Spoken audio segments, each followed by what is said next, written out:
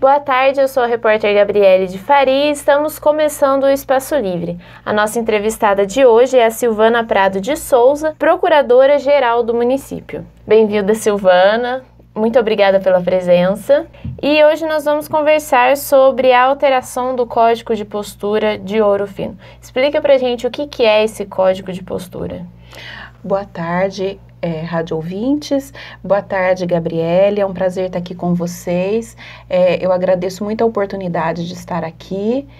E o Código de Posturas do município é uma lei que regula as possibilidades de ações e de organização da cidade. Porque todos nós sabemos que a cidade é uma célula viva, ela tem movimento, ela não é uma situação estática. A cidade, para ela atender as suas necessidades, a necessidade dos seus habitantes, dos seus moradores, ela precisa se organizar, porque se ela não se organizar, as pessoas acabam umas invadindo o espaço da outra. Então, o Código de Posturas é aquela lei que a gente tem que vai nortear os limites de possibilidade da organização do município, do centro urbano, dos bairros e as coisas que as pessoas podem fazer para não interferir o espaço de ação do outro. Isso é o Código de Posturas. Então, é por isso que é no Código de Posturas que se regula horário de funcionamento do comércio, situações em que as pessoas horário que pode colocar lixo na rua. O Código de Posturas é aquele que a gente tem ali como se fosse assim, isso eu posso fazer porque eu não estou atrapalhando o meu vizinho, eu estou respeitando o espaço do meu vizinho e estou podendo fazer aquilo que é de interesse meu, porque a gente também não pode impedir as pessoas de fazer as coisas que são lícitas, mas a gente tem que organizar esse espaço para que seja um ambiente saudável, para que seja um ambiente organizado e que todo mundo tenha direito de usufruir de uma cidade bonita, limpa, organizada, que respeita os limites da individualidade de cada um. E quem que fiscaliza essa lei? O Código de Posturas é fiscalizado pelos fiscais de posturas. Então, é um pessoal especializado para isso. Dentro da estrutura administrativa do município, existem os fiscais que estão lotados no departamento de cadastro, de cadastro e tributação, que é onde se expede as autorizações de funcionamento. E dentro desse departamento lá na prefeitura, dentro desse setor, existem os fiscais que fazem o acompanhamento dessas normas e são eles que fazem primeiro um trabalho educativo e depois um trabalho de notificação, quando alguma regra do Código de Posturas é quebrado. Ou seja, se a pessoa ela percebeu algum problema, um cidadão, ele vai notificar. E aí o que vai acontecer? Ele notificou a prefeitura? Não, a pessoa, quando ela se sente lesada em algum direito nesse sentido, ela vai reclamar, fazer uma reclamação na prefeitura, isso vai ser protocolado ali e o fiscal vai fazer uma vistoria naquilo que a pessoa denunciou, vamos chamar assim. Certo. Essa fiscalização vai resultar em duas situações. Ou vai se verificar que a pessoa que denunciou não tinha razão, aquela situação que está ali é uma situação normal, ou vai se chegar à conclusão que realmente quem denunciou tem razão. Se o fiscal observa que quem denunciou realmente tem razão, a primeira ação é fazer uma notificação educativa para o infrator. Depois dessa notificação educativa, caso exista a reincidência naquela ação, daí ele é notificado para que não faça mais sob pena de multa. Então, primeiro uma notificação, depois uma multa. Nós estamos falando sobre isso porque tiveram reclamações na questão das mesas espalhadas nas calçadas, né, em Ouro Fino. acabou tendo muitas reclamações sobre isso, teve uma ação da promotoria neste sentido também, e depois a Câmara, no dia 4, criou um projeto de lei para resolver essa situação e acabou chegando na prefeitura. O que aconteceu? Como que se posiciona a prefeitura? Essa situação das mesas nas calçadas, o Código de Posturas não autoriza que se coloque mesas na calçada qualquer horário. Uhum. Até porque tudo existe uma razão. Não é porque a gente quer punir as pessoas, os comerciantes, porque a prefeitura tem total conhecimento e respeito pela atividade comercial, e nós sabemos da importância dessa ação, dessa atividade. Nós temos consciência de como esses comerciantes foram prejudicados durante esse período de pandemia, porque na prática eles tiveram que restringir a atividade deles, que é uma atividade lícita, em nome da saúde pública. Sim. Então, nós sabemos que nós estamos num período bem complicado, quando começou a ser mitigado o problema do isolamento social e que a pandemia começou a ser controlada e que as atividades começaram a ser liberadas novamente, até por uma questão de saúde pública mesmo. As pessoas não querem ficar em ambientes fechados, as pessoas querem ficar em ambientes abertos, porque a possibilidade de uma contaminação é menor. Nós temos plena consciência disso. Certo? E nós temos o maior respeito pelo comerciante que precisa trabalhar. O nosso problema é que nós precisamos conjugar essas necessidades. Nós precisamos conjugar essas necessidades sem desrespeitar o ordenamento jurídico, que é aquele que coloca a cidade como um local saudável para todo mundo. Então, o que acontece? As cadeiras nas calçadas eram permitidas pelo Código de Posturas nas praças e centros culturais a partir das 7 horas da noite até as 2 da manhã. Uhum. Certo? Houve um projeto de lei de iniciativa da Câmara que autorizou colocar mesas e cadeiras em 75% do espaço útil do passeio a partir das 19 horas de segunda a sexta e nos sábados, domingos e feriados a partir das 8 horas. Isso em toda a cidade? Em toda a cidade. O que acontece? A prefeitura não é contra isso. De forma alguma, nós temos o maior respeito. O que acontece é que essa lei, por ser uma lei que cria uma situação de fiscalização para o município e que autoriza as pessoas a usarem um espaço público, porque o passeio não é propriedade privada, o passeio é espaço público de circulação, não é do município. O município não é dono do passeio, mas é um espaço público de circulação. O espaço de circulação com segurança do pedestre é no passeio. Uhum. Então, esse espaço precisa ser preservado, até por causa do plano de mobilidade urbana. Existe um Plano Nacional de Mobilidade Urbana no qual os municípios se comprometem a fazer a integração e melhorar a circulação e até das pessoas que têm deficiência e precisam de acessibilidade. Sim. Então, nós estamos num processo de integração da mobilidade urbana, na qual os passeios, os espaços públicos de circulação são indispensáveis para que esse plano se complete. A própria Câmara Municipal, há alguns anos, há uns 2 ou 3 anos atrás, durante um ano todo, com a escola, eu não sei se foi a escola do Legislativo ou o Parlamento Jovem, a temática deles foi a mobilidade urbana, porque é um plano nacional. A nossa cidade é uma cidade antiga. Nossa cidade completou 278 anos. Isso. Então, o conceito de urbanização nosso não é o conceito de urbanização de hoje. Tanto que a nossa cidade é patrimônio histórico. O que limita as ações, certo?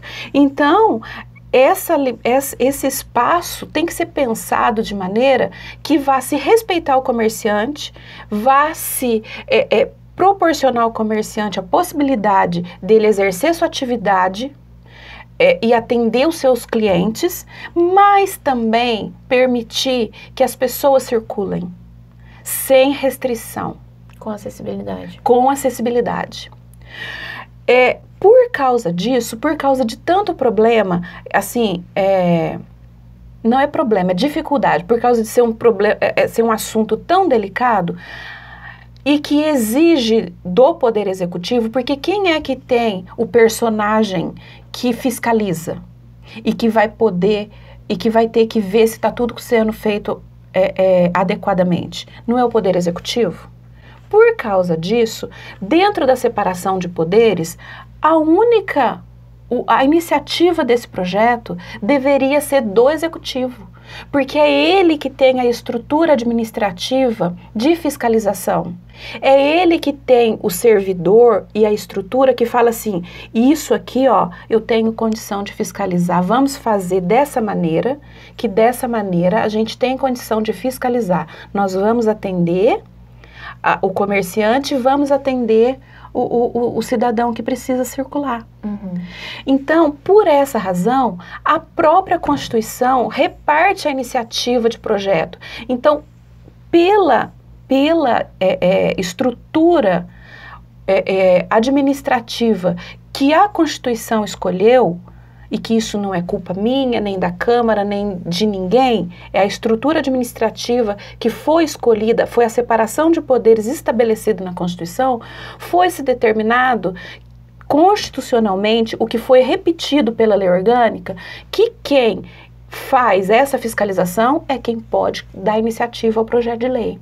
Por causa disso, quando o projeto de lei foi aprovado e foi para análise do Executivo para a sanção, nós entendemos, a Procuradoria entendeu que tinha vício de iniciativa nesse projeto. Não é o espírito do projeto que está errado, a gente entende, sabe? Mas a iniciativa do projeto tinha que ser do Executivo. Só que nós não fomos consultados, ninguém levou essa demanda para lá. A demanda nasceu no Legislativo e de lá se fez o projeto que alterou o Código de Postura de uma maneira que, como está no projeto, existe uma dificuldade, nós entendemos uma dificuldade grande de fiscalização e de comunhão das necessidades. E por causa disso, o Executivo foi obrigado a vetar parte do projeto. Aproveitou do projeto aquilo que a gente tinha condição de fazer e vetou no projeto aquilo que estruturalmente o município não tinha condição de fazer, porque a gente é que tinha que ter tido a iniciativa de fazer. E como não fomos consultados antes, essa iniciativa, esse projeto, embora a ideia, embora o espírito tenha sido muito bom, trouxe uma série de dificuldades que hoje o Executivo não tem condição de implementar. Então, hoje, criou uma necessidade de fiscalização pelo Departamento de Obras, que o Departamento de Obras nem atribuição para isso tem. Criou, entendeu? Assim, autorizou colocar de uma maneira que nós não temos condição de fiscalizar adequadamente nos termos da lei, porque nós não podemos ter uma lei só por ter. Uma lei é um instrumento normativo que não é dirigido para A, para B ou para C. Uma lei é um instrumento normativo que é para todos. Todas as pessoas são submetidas à mesma lei, porque se não for assim, ela não tem sentido. Toda lei que é direcionada a alguma situação ou alguma pessoa, ela traz problema para o resto da comunidade. E é por isso que ela tem que servir para todos. Nós percebemos com esse projeto também que o foco do projeto são os bares, restaurantes e similares. Só que não são só esses comerciantes. Os outros comerciantes também estão pleiteando. Os outros comerciantes também têm demandas. Nós temos agropecuárias, nós temos lojas, nós temos vários segmentos que também se utilizam de parte do passeio. E não foi tocado nesse segmento. Qual parte foi vetada e qual parte foi aprovada? A parte que foi sancionada pelo prefeito foi a que autorizava o funcionamento das 19 horas até das 19 de segunda a sexta.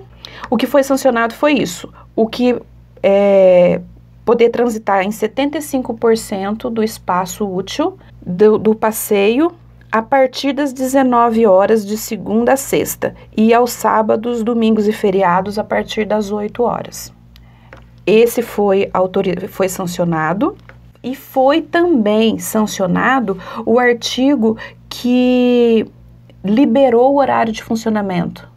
Porque no Código de Posturas anterior, tinha limitação de horário de funcionamento para bar, lanchonete, restaurante. Sim. Então, eles liberaram o horário de funcionamento, também foi sancionado.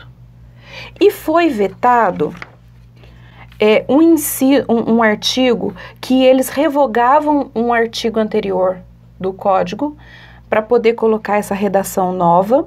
Só que nós entendemos que se revogasse esse artigo, não tinha como sancionar esse aqui.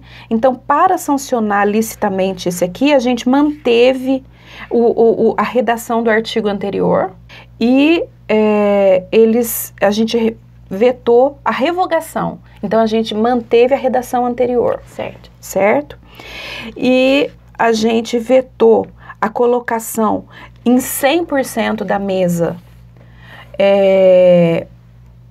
a partir das 19 horas, desde que se tivesse um projeto e que se cobrasse uma taxa de 1 URM de licenciamento e que se respeitasse 5 metros da esquina. E nós vetamos também a instalação de placas proibindo o estacionamento em frente aos bares, e a autorização para se colocar como se fosse, eles colocaram um nome aqui de parklet, o nome que eles deram, que é como se fosse criar uma extensão do passeio para a rua. Ou seja, com essa autorização, eles estão diminuindo o leito carroçável da rua e estendendo o espaço do passeio. Nós entendemos que isso aqui além de criar uma situação de insegurança, porque não vai ter nenhum obstáculo físico que impeça o carro de colocar em risco as pessoas que estão nesse espaço, o município, nesse artigo, eles criam o município ia ter que aprovar esse projeto, só que nós não temos técnicos de trânsito, em segurança de trânsito, especializados nisso, para a gente poder aprovar ou rejeitar com segurança um projeto que diminua o espaço do leito carroçável. Porque é como se fosse assim, a rua tem 7 metros de largura, o bar coloca isso ali, a lanchonete coloca esse espaço, essa extensão invade a rua, então a rua que vem vindo com 7 metros, de repente fica com 6, fica com 5. E nós não temos técnicos especializados na estrutura administrativa do município para falar em quais locais a gente tem segurança para fazer isso. Então, pela razão da situação de interferência no poder de fiscalização que essa separação é feita, é que a gente vetou isso, porque a gente não tem condição de fazer. Ou seja, o Código de Postura, ele está passando por essa diversidade porque abrange muitos sujeitos. O comerciante que quer colocar as mesinhas, atender melhor, o cidadão que é um transeunte que vai passar, o cidadão com acessibilidade, que precisa de um espaço mais fácil para ele transitar, as pessoas nos carros, que também não pode ocupar esse espaço. E vocês estão tomando algumas medidas para tentar abranger todas essas pessoas, para tentar deixar toda essa população, toda a cidade de Ouro Fino feliz, né? Uma dessas medidas foi colocar os food trucks da Praça do Berrante para dentro, para tirar da rua, tirar do calçamento e passar para dentro da praça. Quais outras medidas vocês estão planejando? Por que foi tomado isso com os food trucks? Vai acontecer isso em algum outro lugar? Nós estamos fazendo uma revisão do plano diretor, que é a lei que organiza o crescimento da cidade. Uhum. Porque se o Código de Posturas organiza as ações, o plano diretor organiza o crescimento. Certo. O crescimento urbano. Então, o plano diretor tem uma comissão que está se reunindo semanalmente, até porque o plano diretor, pela lei do Estatuto da Cidade, ele tem que ser revisto a cada 5 anos. E a última vez que ele foi revisto foi em 2014, até porque durante a pandemia não teve como fazer esse estudo, porque ele necessita de audiências públicas. Sim. Então, agora está se estudando, já se montou uma comissão e está se estudando as possibilidades, certo? Existe uma comissão de estudo e revisão do plano diretor, inclusive ela é formada por vários personagens. Ela tem os personagens do executivo, que tem os dados técnicos de informação, ela tem membros do poder legislativo, que são as pessoas que são autorizadas e são os representantes legítimos da população dentro dessa comissão. Ela tem técnicos, engenheiros e pessoas que lidam com isso o dia todo. Uhum. Então, ela está aberta para a população, para quem quiser participar. Então, ela está sendo feita esse estudo de revisão do plano diretor, que dele surge as possibilidades, até porque, para se aprovar a revisão do plano diretor, são feitas as audiências públicas, nas quais a população é convidada aí e ela já participa. Então, ali ela é o momento de todo mundo falar aquilo que precisa. E ali vai nascer. Nós entendemos que seria o caminho natural. Certo. Para que todo mundo pudesse ser atendido. Agora, nesse caso específico da alteração, o que acontece é essa dificuldade, porque na prática a iniciativa do projeto tinha que ser do executivo, por ser a fiscalização e o espaço público de responsabilidade do executivo. Ou seja, a Câmara entrou com um projeto que não deveria ter entrado, deveria ter sido... A iniciativa do projeto é assim, porque o processo legislativo, ele reparte as iniciativas de projeto de acordo com o tema, certo? E o tema que interfere nos espaços públicos é de responsabilidade do executivo, justamente por causa dessa necessidade de fazer a lei valer depois. Então, é o executivo que tem os instrumentos necessários para poder fazer isso. Não que esteja, não é um embate pessoal. Uhum. Porque quando fala assim, o prefeito vetou o projeto da Câmara, a impressão que dá é que existe uma rivalidade. Não existe. O problema é a necessidade de se fazer aquela lei ter validade de lei mesmo. Entendeu? A gente precisa fazer aquela lei valer. Daí a Câmara, o prefeito apresentou as razões do veto dele, por que ele fez aquele veto.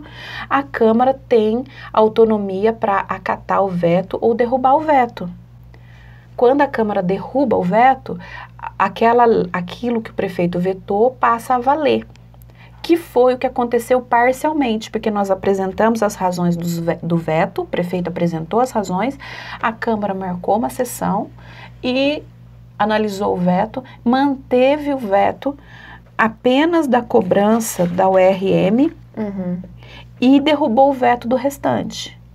Ou seja, da maneira como ficou, como a Câmara informou o prefeito que tinha derrubado parcialmente o veto O prefeito tem um prazo de 48 horas para sancionar ou não.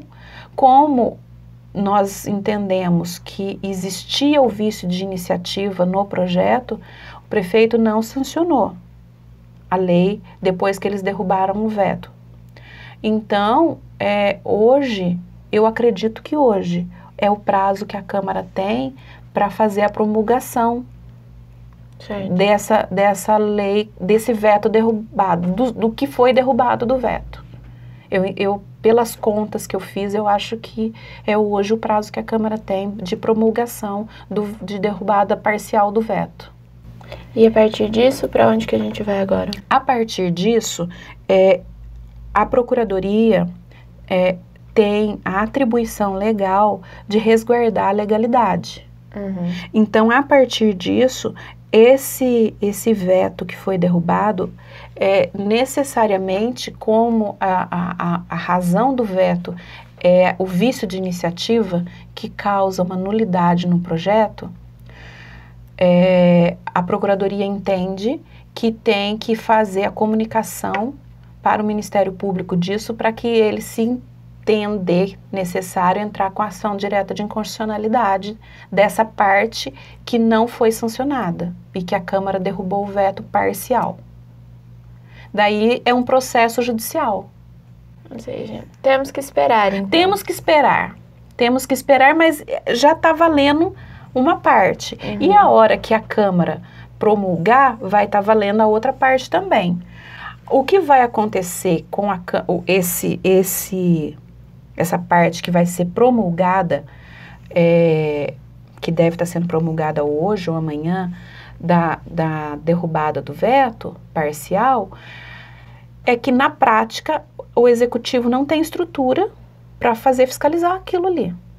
Então, no momento agora, o que está valendo? As pessoas podem colocar hoje o que está valendo, porque foi publicado, que o prefeito sancionou, o que está publicado, é a autorização para que se coloque até 75% de mesas e cadeiras em até 75% da área transitável no passeio, de segunda a sexta a partir das 19 horas e no sábado, domingo e feriado a partir das 8 horas. Isso, qualquer comércio, só de alimentação, quem que pode? Aqui está falando aos comerciantes, proprietários de bares, lanchonetes, restaurantes, sorveterias e estabelecimentos congêneres.